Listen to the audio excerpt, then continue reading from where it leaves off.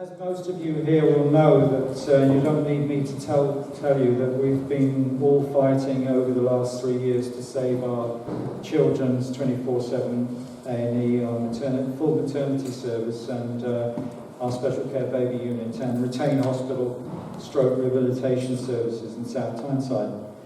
But we're now facing an even further reduction of vital A&E and acute services if phase 2 of this so-called Path to Excellence goes ahead later this year. And Allyson has exposed in depth the facts behind the government's driven market system. And I think what's interesting what she says is that campaigns like ours have revealed more what she says about this whole corporate direction, because we're finding ourselves fighting this whole corporate direction within the public bodies like the trusts and the CCGs.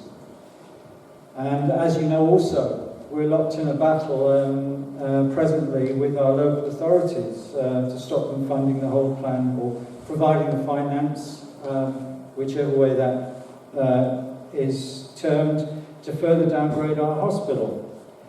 Whilst at the same time, the staff in the hospital, through their unions in the hospital, are trying to deal with the corporate-driven mergers and the creation of so-called arm's-length privately registered companies, such as Choices in Sunderland, that they transfer our hard-working staff to, and that can even lead to worse terms and conditions.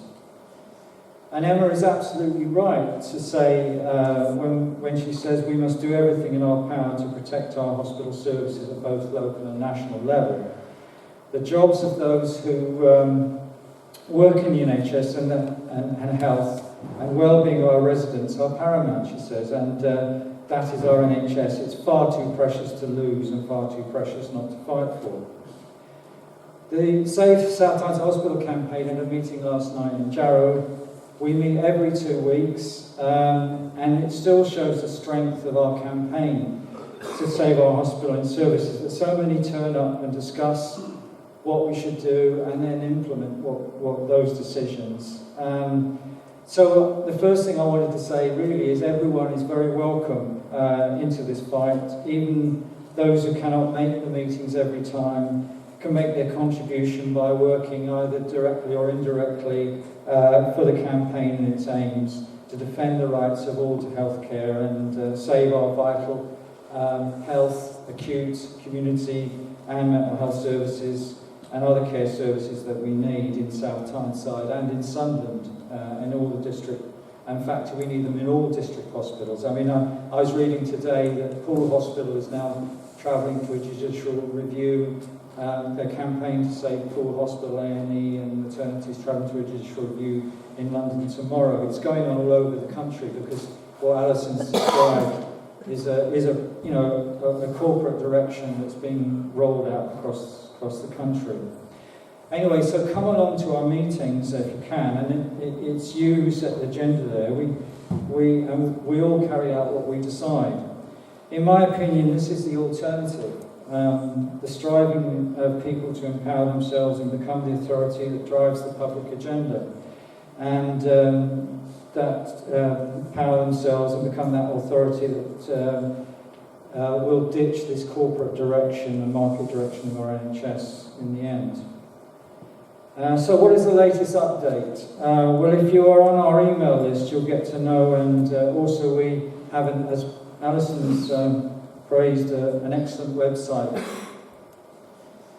And we have a very good Facebook page, which is done by Gemma and Shirley. Unfortunately, Gemma couldn't be here tonight. She's stuck on a train in York. She had to go to London because of her job. But we also have a sporadic Twitter account, which I mentioned because I do that. I'm not very good at it, but we do have all these things.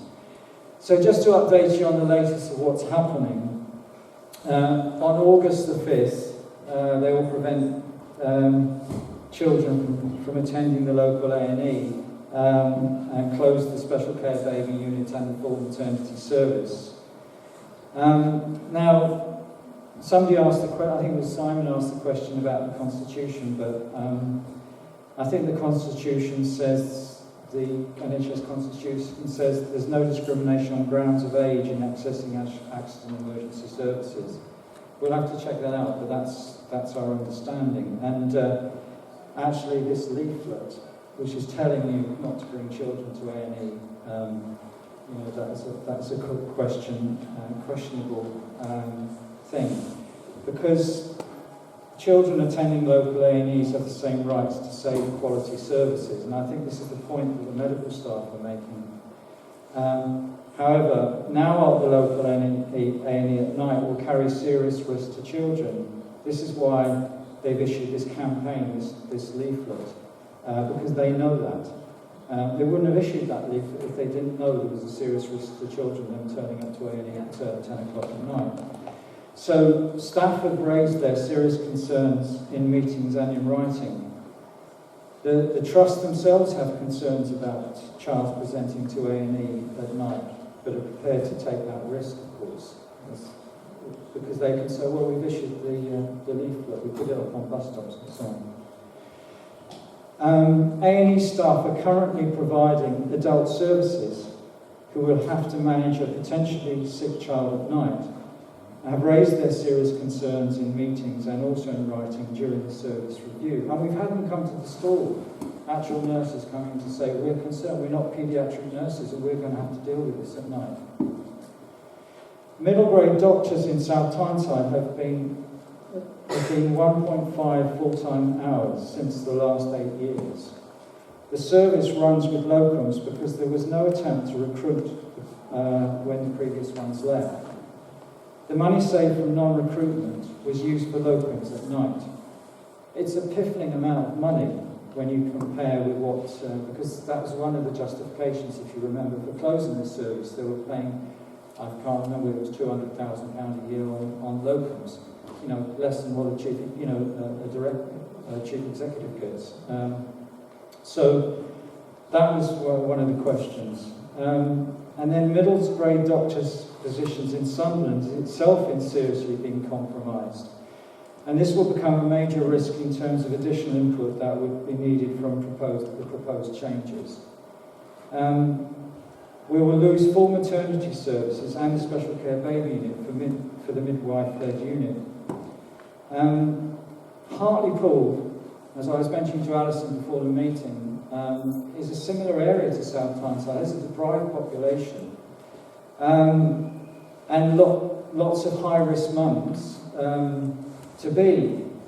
But in fact, we were told only a couple of weeks ago that there's some figures saying that 50% of mums that used the special care baby unit last year were low-risk mums. So low-risk mums turn into high-risk mums, mums to be rather, very, very quickly.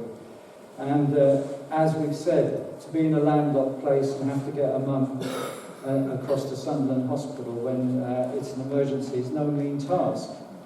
We had a member of A&E staff say that they had a patient have a stroke in A&E and they asked for an 18-minute ambulance and it took 2.5 hours. So this is the kind of disaster. This is not a path to excellence, as we've been saying. So, as Hartlepool, we will lose our, what they call it, the University of Hartlepool General Hospital. And they lost their A&E a few years ago and their full maternity service and got they opened a midwife-led unit. Well, I was reading this week, they now want to close it because they say that they can't get the staff. Actually, that's not true, we think, because the reality is very few mums go there, and we know from our own experience that they said in the Path to Excellence document that if our new midwife-led unit doesn't get 300 mums a year, it won't be viable. So if it doesn't get that, then you can see in a few years' time they will just use that as an excuse to close that. So that's been set up to fail, I think. That's quite clear. So for these reasons, you can understand, I know there's not many of them here tonight, maybe they're all on the beach, because there was loads of mums who were out with leaflets and kids distributed leaflets for this meeting. But they've never stopped fighting. They even formed their own mums group called It's Not a Done Deal. Never stopped fighting to save these services, these children's A&E and maternity services and our special care baby unit. And we were greatly pleased, and I'm glad Norma, who is chair of that Sunderland, certainly the Sunderland side of the Joint Scrutiny Committee tonight, that the Joint Scrutiny Committee and some of our best councillors in South Tyneside and Sunderland referred this to the Secretary of State, and they had very good reasons. It was a very good referral. But of course, the independent review panel and government, the independent review panel didn't even do a serious investigation, and the government, of course, ignored those concerns. And we also lodged a judicial review, which the judge dismissed in December 2018 last year. And we have since prepared an appeal against this, but the judge has taken 7 months to hand down the details of the decision, whilst the Trust has ploughed on with its changes regardless of the legal process. And we think this is a denial of the right of the people of South Tyneside to put a legal case to defend their services. They're trying to jump the gun with this August 5th. So the solicitors told us a couple of weeks ago that the judge was going to finally hand down the decision, his decision on turning down our case last December, last Friday. But that didn't happen. And we were then told, the solicitors were told that he would hand it down today at 11:30. Actually, we haven't heard, I haven't heard anything about the decision. They would have told us straight away if they had handed it down. So I wonder if it's got something to do with Boris Johnson, the election, because the judge is actually not happy to hand it down. But, so we don't know yet. But our solicitors are poised to launch an appeal. And we will launch that appeal because we have a right to fulfill this judicial process. So we will do everything we can to save these services. We are calling on everyone to, what we're proposing is we're going to call on everyone to gather at 12 noon on Monday the 5th of August when they're due to downgrade these services outside the hospital to protest these changes. And if you can be there,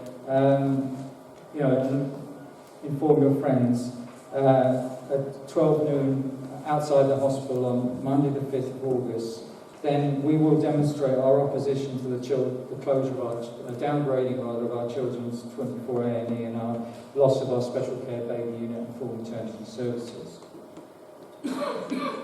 Turning to phase 2, the CCG say a consultation will be launched late summer, and what will be the new proposals to further downgrade our hospital services.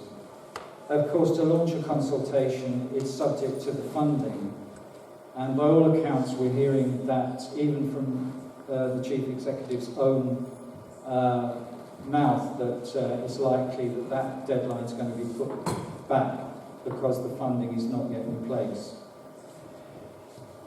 So, of course, the debate they're trying to create is to dress this up and I think somebody's mentioned the local paper, which I won't mention the name, but they're trying to dress it up with some shiny new buildings and a car park, which is ridiculous when you compare it to the shiny theatres and diagnostic centre and even car parks we already have. As Emma said in a statement on Thursday outside the council when we presented the petition to oppose the funding, council finding the finance for the Path to Excellence, to shift the focus to bricks and mortar of the hospital site with no reference to the loss of services, dehumanises the critical issue and only gives half of the true picture. So what is the reality of these ideas? All of them we will lose trauma and emergency surgery for our A&E, and the hospital will default to low-risk surgery. This is the so-called Surgery Centre of Excellence, when now it is, actually renowned for some of the surgery it does, bowel surgery and so on. So it loses all that emergency surgery, and it will be reduced to mainly low-risk day surgery. More change, that's the second option, A&E gets fully downgraded to an urgent care centre, which is like a glorified minor injuries walk-in centre, and the hospital will lose all critical care services and acute beds going from 300 to about 95. Beds with some acute missions for GPs, so there will be still some acute missions via GPs through the ambulatory care unit, I think. The most change, which is what they call the most integration, probably the most thing they're most interested in, requires the most investment, will lose all acute beds from 300 to 65 step down, and mainly have day surgery and some diagnostic at South Tyneside. And we'll have a sort of midwife-led unit as well. So all of which the hospital provides now, but what we will lose is local access to vital acute services, critical care, coronary care, intensive care unit, and acute beds, other than the few step-down beds. Less than a community hospital, I'd argue, because when I started in the NHS in 1986 at Farmers Community Hospital, that hospital had 80 beds, mainly for elderly patients, but it certainly had a lot more beds than what they're proposing. One of our supporters wrote a letter last week saying that the architect of all this, the Health Minister, Matt Hancock, and the Chief Executive of the NHS, Simon Stevens, is now saying there is a crisis of acute beds in our hospitals. We need more acute beds. But yet, driven by the hidden hand of their massive cuts to our health service that they've championed, it's all now out of control. So the whole direction in the path to excellence is loss of beds, with some being moved to Sunderland. Maybe this is why they don't fund it, because they don't want people to blame the NHS England for what's happening. Then instead they can blame local authority and anyone who funds this thing and say, well, it's a local decision. And this is actually, when you analyse the answers that Emma Butt gets when she puts questions in Parliament, it's always, well, you know, Mrs May will say, when we were there, she says, oh, it's nothing to do with me, it's the CCG that's organising this. But they're actually making sure that they don't have the money to actually implement a proper health service. So we had a comment from the chair of the CCG last week, which nearly made me fall off my chair, because he said we need to push back on the industrialisation of our healthcare system. And so gone is the equality of access to, equal access to services in your local towns. And it's almost like a Thatcherite deindustrialisation sweeping across our NHS through Hartlepool, North Durham, Northumberland. People have less equality of access to acute services than they ever had before. We've also been campaigning on palliative care, so I want to mention this because our campaign also was involved with some of the palliative care nurses following the shop closure of St Clair's, and we've been involved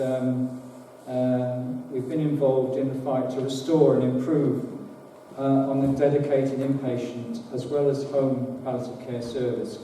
But we're asking for it to be comparative to what's provided in Sunderland at St Benedict's. Not unreasonable, considering that you know, they keep saying that, you know, that they're a trust which are providing services for both populations. Anyway, the CCG has finished that engagement process and has so far not yet made a decision. But we suspect we won't be getting entirely what we want on that. We'll be having to continue that campaign.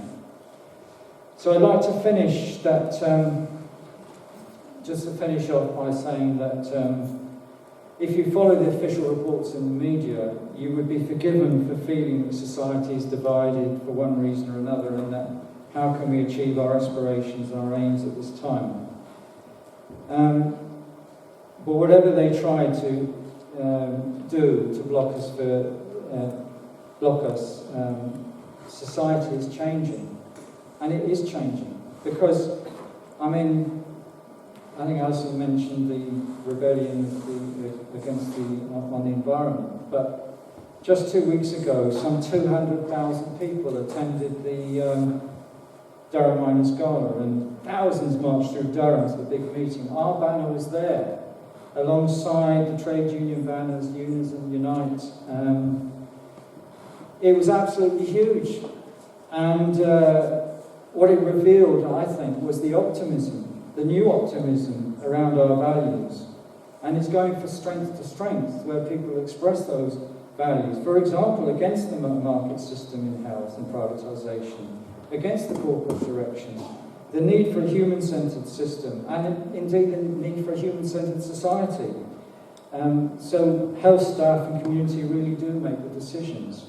So we need to be involved in those decisions to save these vital services we need in South Tyneside and Sunderland. Our aim for an alternative for decisions that defend the right to healthcare for all who live is live and well. So let's continue this fight to save our hospital services. Thank you.